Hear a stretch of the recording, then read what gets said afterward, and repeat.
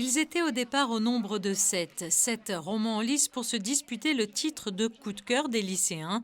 Le jury littéraire composé de 22 élèves de seconde, tous issus de différents établissements scolaires de la Principauté, a départagé les 4 romans finalistes pour n'en choisir plus qu'un, celui qui sera élu coup de cœur des lycéens.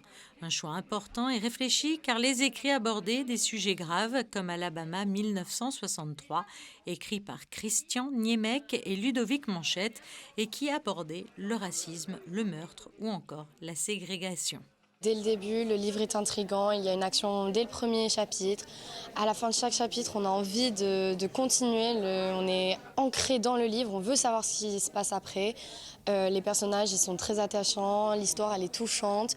On voit un point de vue sur les années 1970, mais pas d'un point de vue historique, plus d'un point de vue humain avec les personnes des années 70, souvent de personnes de couleur de peau noire.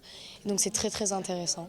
Autre roman en lice, Mémoire de soie de Adrien Borne, Du miel sous les galettes de Rukiata Ouedraogo et Ce qu'il faut de nuit de Laurent Petit-Mangin. Des livres qui ont tous séduit pour différentes raisons les élèves.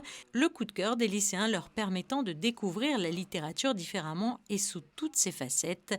Véritable projet pédagogique, il a pour objectif de sensibiliser les élèves au monde de l'édition et à la littérature contemporaine.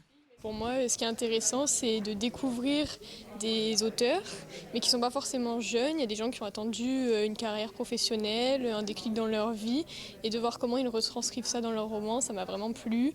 Et nous, de nous faire participer, c'est vraiment une expérience unique. Et du coup, ça nous a permis aussi de nous améliorer, de nous faire lire, de nous faire comprendre. C'était vraiment une belle expérience. Comment vous avez départagé les auteurs et les romans ? Alors tout d'abord, on a préféré parler tout simplement de l'histoire, qui est assez surprenante quand on lit le livre.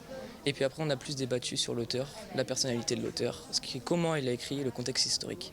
Le coup de cœur des lycéens sera dévoilé le 12 octobre prochain à l'occasion de la cérémonie de remise des prix de la Fondation Prince-Pierre qui se tiendra à la salle Garnier.